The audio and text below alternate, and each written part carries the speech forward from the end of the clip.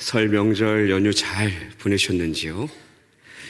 새해에 하나님의 큰 은혜와 복이 임하시기를 각 가정 가운데 그러한 은혜가 넘치시기를 주님의 이름으로 축원드립니다. 제가 99년 5월에 논산 훈련소에 입소를 했는데요. 그 당시에 훈련이 얼마나 고되고 참 어려웠는지 모릅니다. 유격과 같은 그 힘든 훈련을 하다 보면요, 너무 힘이 듭니다. 진짜 죽을 것 같습니다. 목사님 대충 하면 되죠. 살살 하면 되지 않습니까? 어떻게 될까요? 그렇게 했다가는, 대충 했다가는 요령 피운다고 뒤로 끌려나가게 됩니다. 그리고 더 혹독한 얼차려를 받는 거예요. 모든 훈련이 대충이란 없습니다. 자칫 조금 편하자고 이 마음을 놓는 순간 폭언과 가혹한 얼차려가 시작됩니다. 지옥 같은 훈련소 생활이 끝났어요. 이제 자대에 가면 좀 나아지겠지. 그렇게 논산 훈련소에서 춘천을 지나 배를 타고 양구를 거쳐 흘러 강원도 인제까지 가게 되었습니다. 막상 자대에 배치되고 보니까요, 웬걸요? 이 훈련소 생활이 너무 그리운 거예요. 훈련소는 아주 편한 곳이었더라고요. 제 주특기가 박격포 중에서 가장 작은 똥포라고 하는데요. 60mm 박격포였는데 이 훈련이 얼마나 또 힘든지 모릅니다. 눈만 뜨면 비가 오나 눈이 오나 연병장에 나가서 훈련을 하는 거예요. 그 훈련의 강도가 정말 상상하지 못할 정도로 살벌합니다. 이 실수하거나 만약에 요령을 피웠다가는요, 고참들한테 난리가 나요. 바로 폭언과 구타, 그때는 막 구타도 있었거든요. 막 얼차려를 받고 난리가 났습니다. 너무 무서워서, 너무 힘들어서 요령을 피울 엄두조차 내지 못했습니다. 이런 속담이 있지 않습니까? 꽝 잡는 게 뭐다? 매다. 뭐로 가도 서울만 가면 된다. 이런 속담이 전혀 통하지 않는 것이 군대입니다. 왜 이렇게 무섭도록 엄격하고 힘들게 훈련을 합니까? 실제 전시 상황에서도 거침없이 실력을 발휘하기 위해서입니다.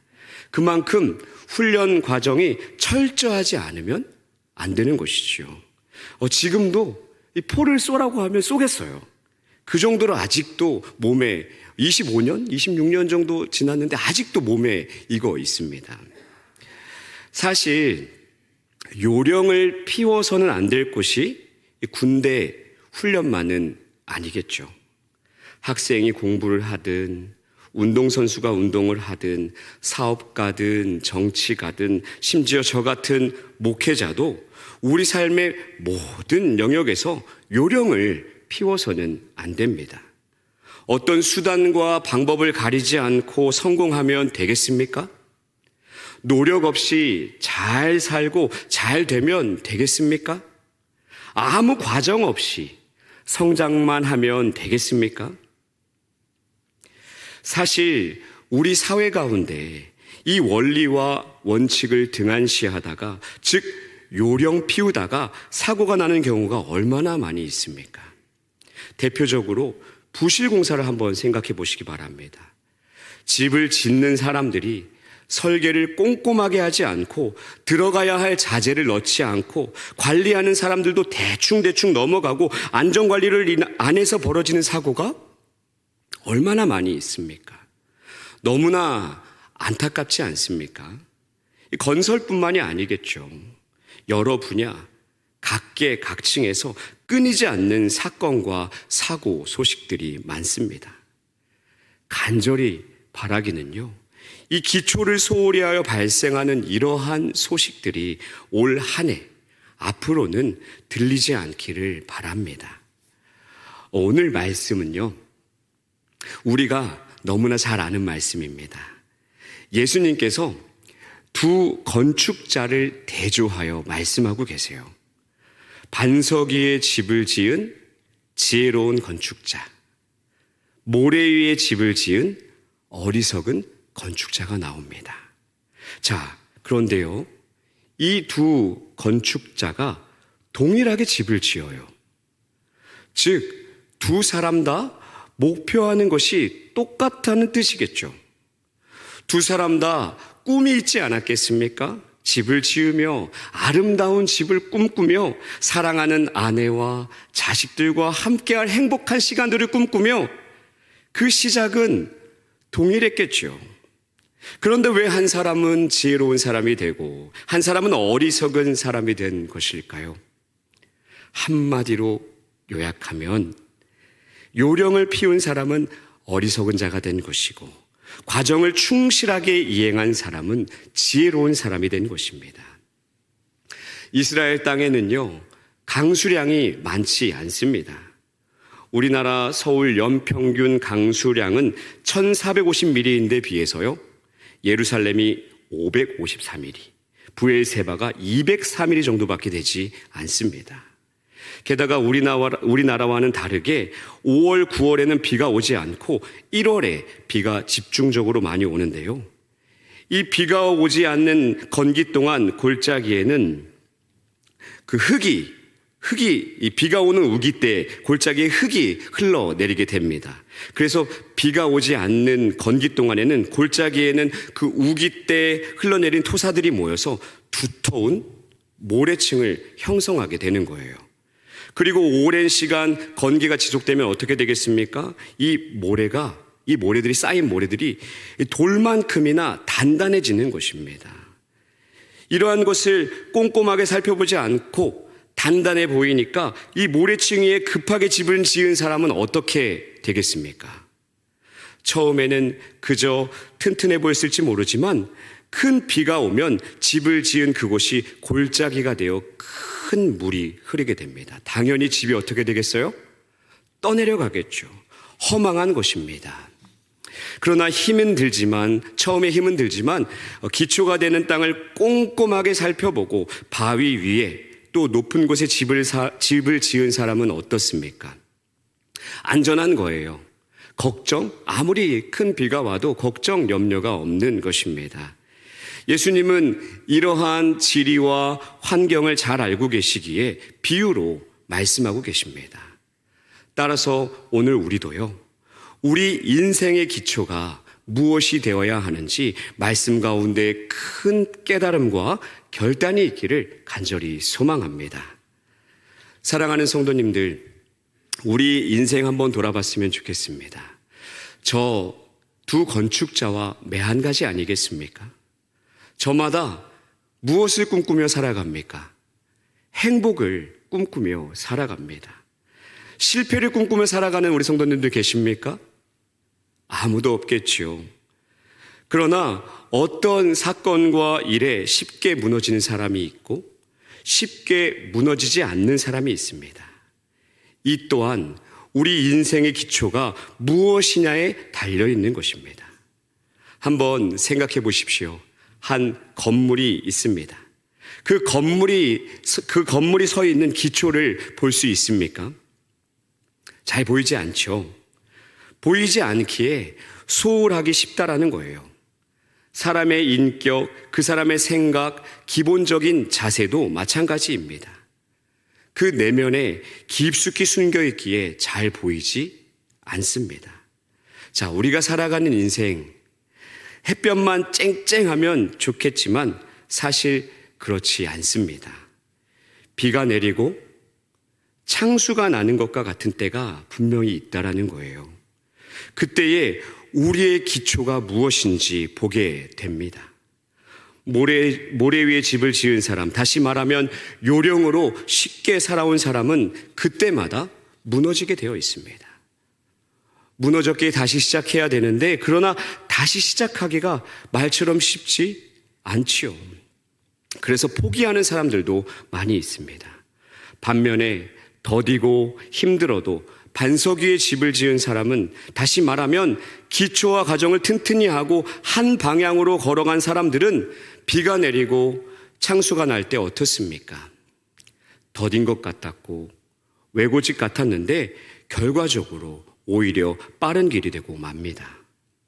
사랑하는 성도님들, 우리의 인생의 기초를 무엇으로 튼튼히 해야 되겠습니까? 대부분의 사람들이 자신의 인생을 무엇으로 기초 삼으려 합니까? 물질, 돈을 마치 자기 인생의 그 반석인 줄 알고 기초인 줄 알고 거기에 집을 세우려 합니다. 그러나 물질은 갑작스러운 재난 앞에 속수무책입니다. 물질은 허망한 것입니다. 정함이 없습니다. 더 나아가서는 죽음의 위기 앞에 전혀 무력하게 됩니다. 누가복음 12장에 이런 말씀이 있습니다. 어느 부자가 이 한 해 소출이 많아서 더 큰 창고를 짓고 곳곳에 곡식, 물건을 쌓고 반석이냐, 그것이 반석이냐 만족해야 합니다. 그때 하나님께서 부자를 향해 이렇게 말씀하시는 거예요. 누가복음 12장 20절 21절 말씀입니다. 제가 읽겠습니다. 하나님은 이르시되 어리석은 자여 오늘 밤에 내 영혼을 도로 찾으리니 그러면 내 준비한 것이 누구의 것이 되겠느냐 하셨으니 자기를 위하여 재물을 쌓아두고 하나님께 대하여 부여하지 못한 자가 이와 같으니라. 재물이 영원한 반석이라고 믿었던 그는 죽음과 하나님의 심판이라는 그 창수 앞에 전혀 대비책을 세우지 못했습니다. 모래 위에 집을 짓는 자가 바로 이와 같은 모습인 것이지요. 반면에 반석 위에 집을 짓는 건축자는 어떤 모습일까요? 디모데전서 6장 17절 19절의 말씀인데요. 같이 한번 볼까요? 같이 한번 읽어보겠습니다. 시작. 내가 이 세대에서 부한 자들을 명하여 마음을 높이지 말고 정함이 없는 재물에 소망을 두지 말고 오직 우리에게 모든 것을 후히 주사 누리게 하시는 하나님께 두며 선을 행하고 선한 사업을 많이 하고 나누어 주기를 좋아하며 너그러운 자가 되게 하라. 이것이 장래에 자기를 위하여 좋은 터를 쌓아 참된 생명을 취하는 것이니라. 아멘. 하나님께 소망을 두고 이웃에 대하여 베풀고 나누는 모습입니다. 이러한 사람은 튼튼한 반석 위에 서 있기에 하나님의 어떠한 이 땅의 어떠한 재난, 하나님의 어떠한 심판도 죽음 앞에서도 두렵지 않은 것이지요. 참된 생명을 얻게 되는 것입니다. 1912년 일본의 한 호텔에서 건축을 의뢰합니다. 당대 최고의 건축가였던 미국의 건축가 프랭크 로이드 라이트에게 건축을 맡기게 됩니다. 호텔의 요구는 특별했어요. 어떤 지진에도 견딜 수 있게 호텔을 지어달라는 것이었습니다. 그러나 막상 이 시추를 해보니까요, 이 땅은 젤리처럼 유동적인 진흙층이 무려 18m 깊이로 두껍게 자리 잡고 있었습니다. 사람들의 반응이 어땠을까요? 야, 그거 안 돼. 포기해야 돼. 다른 곳에 자리를 옮겨서 호텔을 지어야 돼. 걱정과 비난이 쏟아졌습니다. 그러나 이 건축가는요, 특수 공법을 사용합니다. 무려 11년이라는 시간이 걸려서 이 당초 비용보다 몇 배나 더 들였지만 결국 완공하게 되었습니다. 이 호텔이 바로 도쿄 임페리얼 호텔입니다. 근데 그 진가가 언제 드러났을까요? 1923년 도쿄 지역에 대지진이 일어났을 때였습니다. 규모 8.4에 이르는 역사상 최악의 지진에 수십만 명이 죽었습니다. 대부분 건물이 다 무너졌어요. 그러나 이 호텔은 유일하게 무너지지 않았습니다. 집을 잃은 이재민을 위한 객실까지도 다 이 호텔은 내어주게 됩니다. 아무리 오랜 시간이 걸려도 기초를 튼튼하게 했기에 그런 것이지요. 사랑하는 우리 대광의 성도님들, 하나님께 소망을 두시기 바랍니다. 다른 어떤 것보다 하나님을 기초로 삼으시기 바랍니다. 더 나아가 연약한 이웃을 돌보시고 베푸시는 그러한 섬김이 있기를 간절히 바랍니다. 이러한 자들이 장래의 자기를 위하여 좋은 반석을 쌓는 것이라고 오늘 말씀이 우리에게 이야기하고 있습니다. 이러한 인생, 사실 어떻습니까? 세상적인 눈으로 보면 어때요? 손해보는 것 같지 않습니까? 오히려 내 것으로 만들어야 하고 더 쌓아야 하는데 그 기초가 전혀 튼튼하지 않는 것 같습니다. 그러나 세상에 보여지는 것보다 훨씬 더 좋은 하늘의 신령한 것들로 채우시는 하나님의 복이 우리 가운데 있는 줄로 믿으시기 바랍니다. 세상 어느 나라와도 비교할 수 없는 하나님의 나라의 백성됨으로 인하여서 가장 큰 행복과 기쁨이 우리 가운데 있는 줄로 믿으시기 바랍니다. 계속해서 우리의 인생뿐만 아니라 우리의 신앙도 반석 위의 신앙 되기를 간절히 바랍니다. 반석 위에 그 반석 같은 신앙이 무엇입니까? 바로 베드로의 신앙 고백을 보면 우리가 알 수 있습니다. 예수님께서 가이사랴 빌립보에서 제자들에게 물었습니다. 너희는 나를 누구라 하느냐? 베드로가 그때 어떻게 고백합니까? 주는 그리스도시요 살아계신 하나님의 아들이십니다. 이와 같이 고백합니다. 주님은 이 고백을 들으시고 이렇게 말씀하셨어요. 너는 베드로다. 내가 이 반석 위에 내 교회를 세우리니 음부의 권세가 이기지 못하리다. 베드로, 어떤 뜻이 있습니까? 곧 반석이라는 뜻이 있습니다. 주님은 베드로의 신앙 고백 위에 내 교회를 세우리라 말씀하셨습니다.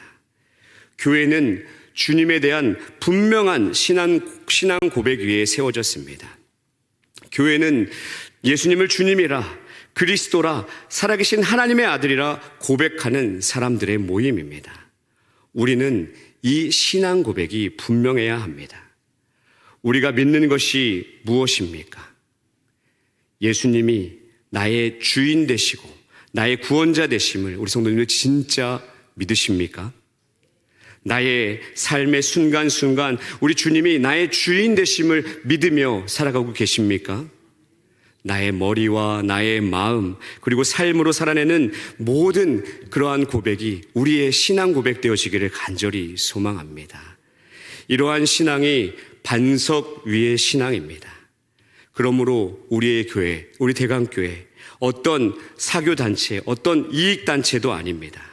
이 신앙 고백을 지키고 이 고백을 따라 사는 것이 바로 참된 교회의 모습인 줄로 믿습니다. 그런데 이 신앙 고백이 분명하지 않은 곳은 모래 위의 집과 같은 것입니다. 그래서 이 교회의 위기가 닥치고 교회가 더 이상 이루어지지 않으면 그만 무너지고 맙니다. 초대교회 당시 대박해 가정에서 어느 나라 할 것 없이 분명한 신앙 고백이 없었던 사람들은 다 신앙이 떨어졌습니다. 우리나라 초창기 기독교가 들어왔을 때에도 마찬가지였습니다. 사랑하는 성도님들, 반석 위에 서 있는 신앙은 단숨에 세워지는 것이 아닙니다. 많은 과정을 거치면서 배우고 알고 깨닫고 이러한 과정 속에 세워지는 줄로 믿습니다. 그러므로 교회에서 하는 훈련 프로그램, 말씀 묵상 운동, 이러한 우리의 신앙의 기초를 튼튼히 하는 훈련들에 우리 성도님들 적극적으로 동참하시기 바랍니다. 성경을 읽는 통독반도 있습니다. 각종 훈련을 모집하고 있습니다. 순종하고 함께 훈련에 참여하면 자신도 모르게 반석 위에 서 있게 되는 줄로 믿습니다. 여기 계신 우리 성도님들, 이미 대부분 우리 성도님들 훈련을 마치시지 않으셨습니까? 어떠십니까? 어떠세요? 말씀으로 훈련받을 때와 그 이전의 신앙은 극과 극이지요. 원로 목사님 때부터 지금 담임 목사님까지 얼마나 이 훈련에 힘을 쏟는지 모릅니다. 지금까지 대강교회가 건강하게 든든하게 서 있는 이유 중 하나도 바로 여기에 있는 줄로 믿습니다. 개인의 신앙도 마찬가지예요. 훈련을 마칠 때마다 많은 간증자를 통해서 듣지 않습니까? 배우면 배울수록 하나님의 사랑이 더 깨달아지는 것입니다. 그래서 그 사랑의 넓이와 길이와 높이와 깊이가 더 깨달아지고 충만하게 되는 것입니다. 기초 신앙이 튼튼한 성도는요, 환난과 시련의 비바람이 몰아치고 풍랑이 일어나고 충격적인 사건들이 내 앞에 벌어져도 무너지지 않는 줄로 믿습니다. 물론 힘이 듭니다. 망할 것 같아요. 죽을 것 같습니다. 그러나 죽지 않고 망하지 않는 것입니다. 잠언 10장 25절 이렇게 말씀합니다. 회오리 바람이 지나가면 악인은 없어져도 의인은 영원한 기초 같으니라. 신앙에 참된 기초가 있는 사람은 결코 무너지지 않는 줄로 믿습니다. 우리의 신앙의 반석을 굳건히 하기 위해서 우리 여기서 한 걸음 더 나아가야 될 줄로 믿습니다.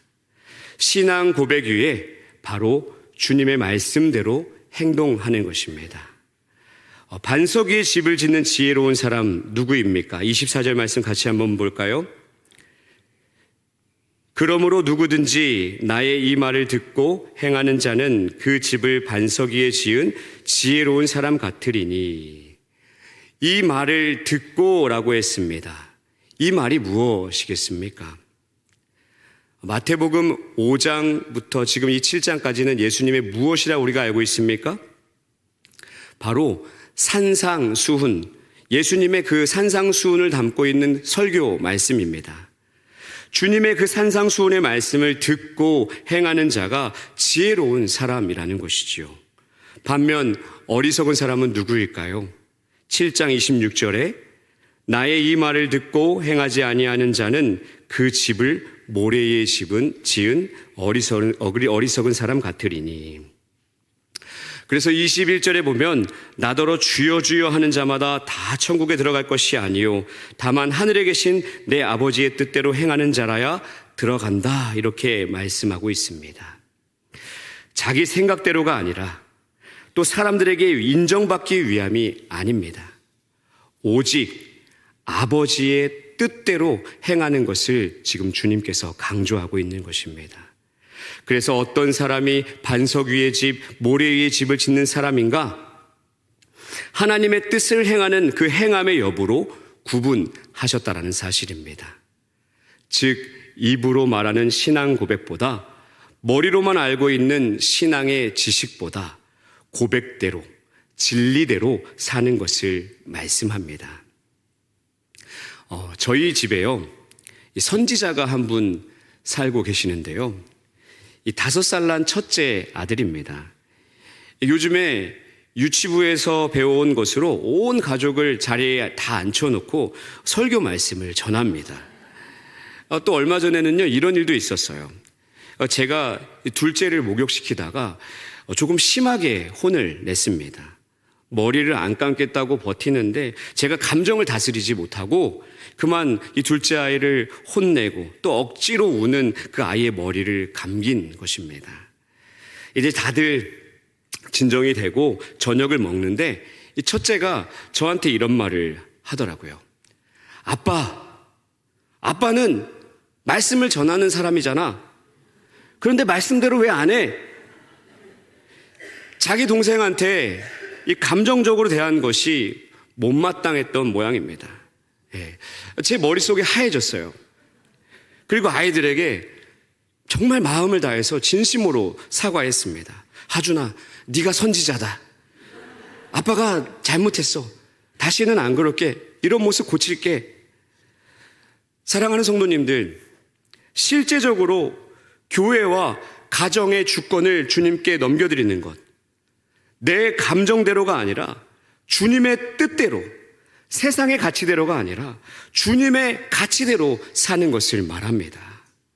주님을 그리스도요 나의 구원자라고 부르면서도 삶과 행동으로는 돈이 예수님이요 구원자요, 일이 예수님이고 구원자요, 명예가 예수님이요 구원자로 살아서는 절대 안 된 줄로 믿습니다.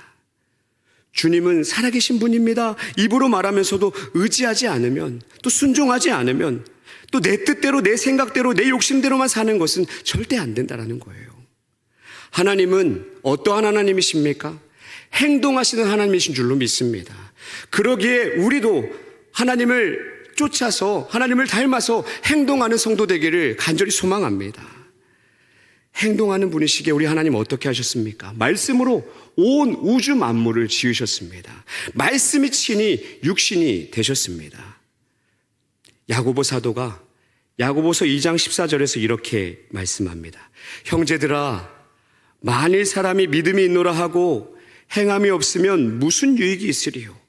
그 믿음이 능히 자기를 구원하겠느냐?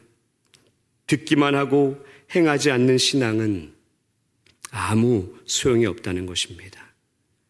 우리의 모습 어떻습니까? 야고보서 1장 22절 말씀을 한번 읽어볼까요? 같이 한번 읽어볼까요? 시작. 너희는 말씀을 행하는 자가 되고 듣기만 하여 자신을 속이는 자가 되지 말라. 이 말씀에 귀를 기울이시기 바랍니다. 듣고 행하는 자 반석 위에 집을 짓는 자요, 듣고 행하지 않는 자 모래 위에 집을 짓는 자입니다. 말씀을 맺겠습니다. 오늘 말씀을 통해서 나의 인생의 기초, 나의 신앙의 기초가 무엇인지 돌아보길 원합니다. 뭐로 가도 서울만 가면 된다, 꽝 잡는 게 매다, 이러한 식의 신앙생활이 아니었나 우리의 모습을 한번 돌아봤으면 좋겠습니다. 2024년도 이제 이러한 모습은 멀리해야 될 줄로 믿습니다. 결코 한 번 왔다 가는 인생이 아닙니다. 인생을 걸만한 것에 또 우리의 인생을 걸고 또 생명을 걸고 헌신할 곳에 최선을 다하고 하나님 앞에 서는 저와 우리 성도님들 되시기를 주님의 이름으로 축원드립니다.